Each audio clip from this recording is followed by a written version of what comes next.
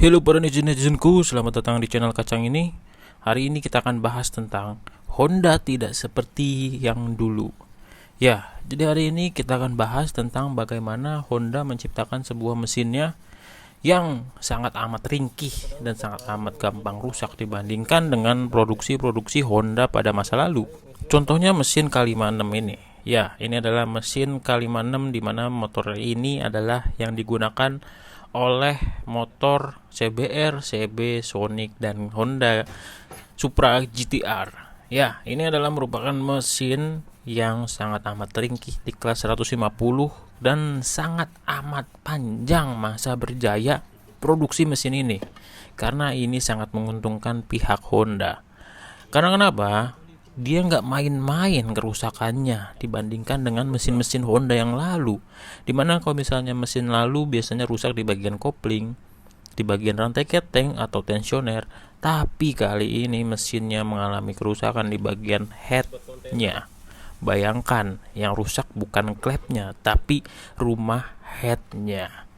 Dan kalau kalian tahu, di beberapa mesin Honda yang terbaru pun yang 160 juga mengalami keringkihan di bagian krek asnya atau di bagian mesin di bagian bawahnya. Nah, itu nanti kita bahas di next episode atau di next time ya, karena gue nggak punya motornya.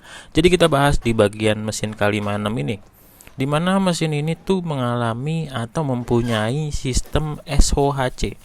Salah, maksudnya DOHC. DOHC ini yang dimana DOHC-nya adalah DOHC banci. Dimana DOHC banci ini memiliki yang namanya noken as yang ganda, tapi memiliki pelatuk yang banci. Yang dimana setiap noken asnya itu hanya memiliki pelatuk atau tonjolannya satu biji. Ya, ini menyebabkan sebuah mesin atau sebuah as menjadi kerja lebih ekstra karena posisinya ada di tengah, yang dimana di tengah itu adalah tempat lendutan yang sangat amat besar yang mengakibatkan sistem dari sebuah elastisitas dari sebuah logam mengalami kerja yang keras dan mengakibatkan rantai keteng itu bekerja ekstra dan mengakibatkan tensioner menjadi cepat rusak. Hal ini bisa dijadikan sebuah ilmu dasar fisika ya, dimana dengan sistem seperti itu sangat amat berumur pendek yang mengakibatkan mesin Honda itu sangat amat jelek karena dia sekarang bukan hanya menjual motor, melainkan dia hanya menjual spare part juga. Jadi sangat amat kacau Honda masa kini.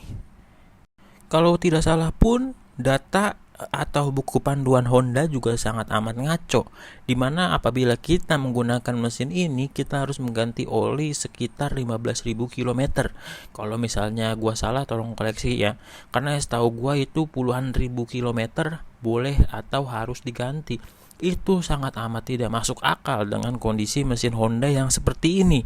Dengan mesin Honda yang seperti ini, alangkah baiknya kita menanganinya dengan sering-sering ganti oli.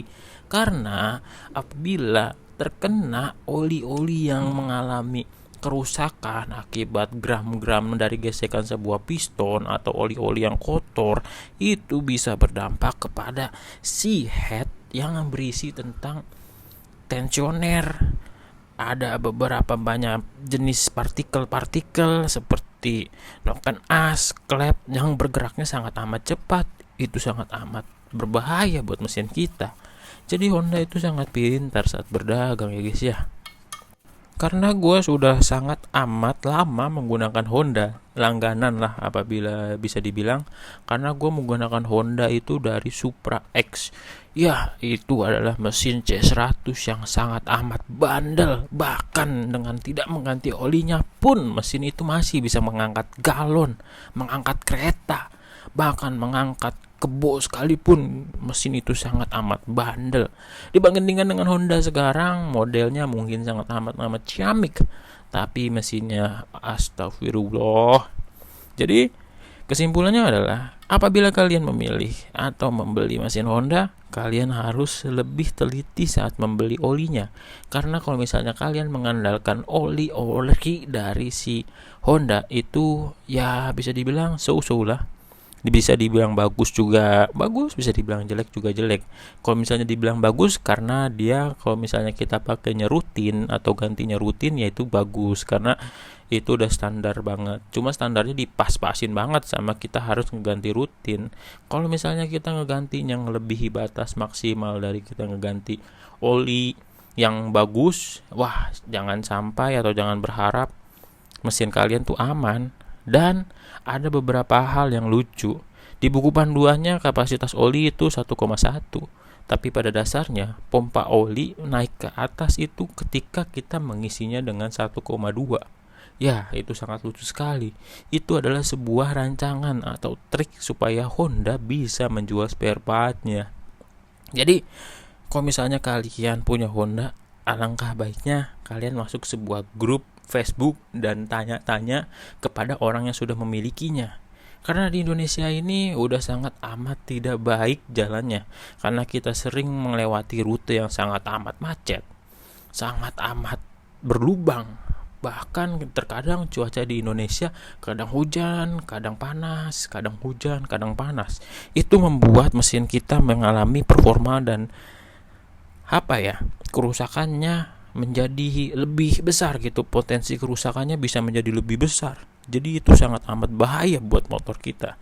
Jadi pastikan kalau misalnya kalian memiliki motor-motor injeksi zaman sekarang, alangkah baiknya kalian merawatnya dengan sepenuh hati, dengan sering mengganti oli gardan, mengecek si akinya. Karena akinya kalau misalnya kalian menggunakan aki yang sudah lemah dan dipaksa untuk jalan, itu bisa berdampak kepada ECU yang ada di motor kalian. Wow, itu sangat berbahaya sekali. Dan kalian juga harus memastikan menggunakan bahan bakar yang sudah ditentukan di atasnya. Karena kalau misalnya kalian sudah ditentukan oleh pihak Honda, itu adalah batas minimal dari si kita menggunakan bahan bakarnya. Misal 92, itu kalian alangkah baiknya kadang-kadang menggantinya dengan 96, 95 atau menggunakan bahan bakar yang premium lah, supaya kita bisa menggunakan injektornya itu selalu bersih. Karena kondisi injektornya itu sangat amat ringkih ya. Bisa dibilang nanti semprotannya menjadi tidak keluar kalau misalnya kita menggunakan bahan bakar oktan yang rendah. Jadi yang ada di Honda itu misalnya oktannya 92. Nah, itu adalah batas minimal kita menggunakan bahan bakar supaya kita tidak menggunakan bahan bakar di bawahnya lagi. Karena bisa merusak injektor dan bisa merusak throttle body dan sensor-sensor lainnya yang sering rusak. Nah, itu harus diperhatikan karena motor injektor ini sangat amat perlu diperhatikan detail-detailnya. Dan itulah sebuah cerita di mana hari ini gua sembari ngebersihin head yang sudah rusak ini supaya nanti bakalan gua bisa jual lagi ke orang-orang yang suka dengan model-model atau mengoprek-ngoprek bagian head ya. Jadi segitulah cerita-cerita gua atau curhatan-curhatan gua tentang mesin Honda K56 dan beberapa topik mesin yang udah gua bahas lah sedikit. Jadi kalau misalnya kalian suka video kali ini, jangan lupa di like. Terus kalau misalnya kalian ada masukan, ada yang sama kayak gua, di komen. Terus di subscribe ya, biar channel Kacang ini semakin berkembang. Terima kasih yang sudah menonton sampai akhir. Gue Dwika Hidayat pamit. Bye-bye.